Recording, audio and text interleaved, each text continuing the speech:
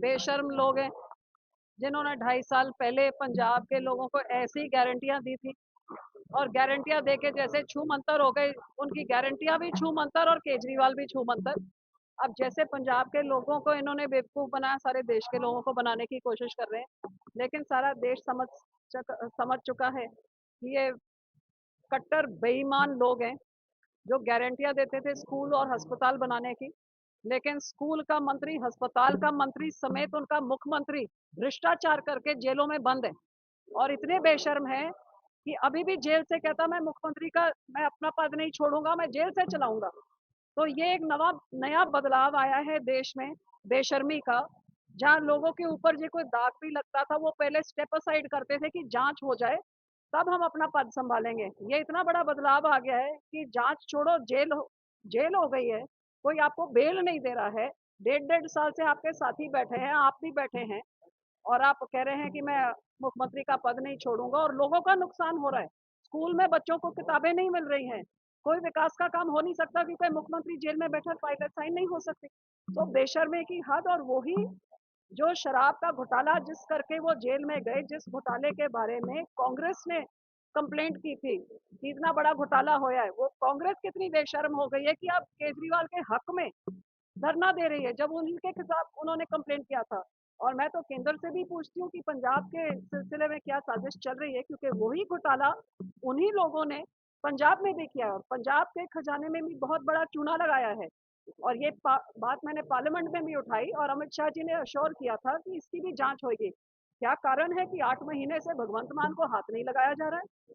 क्या भगवंत मान जिसको पता लग गया कि केजरीवाल को जेल में डाल दिया, अगला नंबर मेरा है, अब वो सेंटर का एजेंडा चला रहा है। अब सेंटर के साथ इनका गठजोड़ हो गया। सो भगवंत मान का गठजोड़ कहाँ कहाँ हुआ है वो तो हम सबको देखने को मिला कि जब केजरीवाल जेल में गया तो भगवंत मान कहाँ उड़ रहे थे।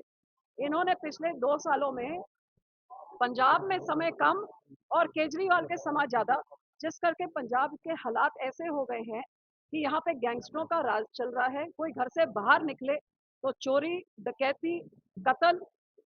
दूसरे पास तरफ नशों के शिखरों तक इतनी हद हुई है कि घर घर तक नशे पहुंचे हुए हैं। रोजगार का कोई नाम नहीं है, एक भी गारंटी इन्होंने पूरी नहीं करी है। और ऊपर से इतना कर्जा चढ़ा दिया है कांग्रेस और आम आदमी ने मिल के। 2 लाख करोड़ का कर्जा जो 50 सालों में नहीं किसी सरकार ने चलाया था, इन दोनों ने 7 सालों में 2 लाख करोड़ का कर्जा चढ़ा के आज मुलाजमों को तनख्वाह देने के लिए भी इनको लोन लेना पड़ता है, कर्जा लेना पड़ता है। ये पंजाब के हालात कर दे। एक ईंट यहाँ पे डेवलपमेंट की नहीं, ना किसी को 1,000 रुपया मिला है जो इन्होंने गारंटी दी थी, ना कोई अस्पताल बना है, ना कोई स्कूल। मतलब जितनी गारंटियां दी थी और इश्तेहारबाजी का सब चल रहा, सारा पैसा इश्तेहारों में कि यहाँ पे बेरोजगारी खत्म, यहाँ पे नशे खत्म, यहाँ पे करप्शन खत्म। करप्शन तो निकल के आएगी जितनी केजरीवाल ने करी उससे 10 गुना ज्यादा।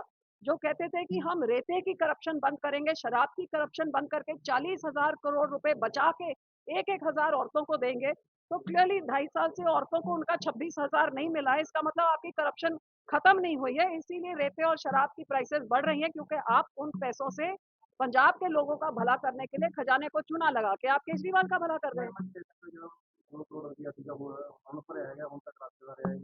बंदा बीजेपी का एजेंट सी, बीजेपी च जा बैठे। थानू याद नहीं जब मैं कनक के सिट्टे लैके उत्थे किसान मुद्दों के वास्ते लड़दी सी, ये आके मेरे नाल लड़दा सी।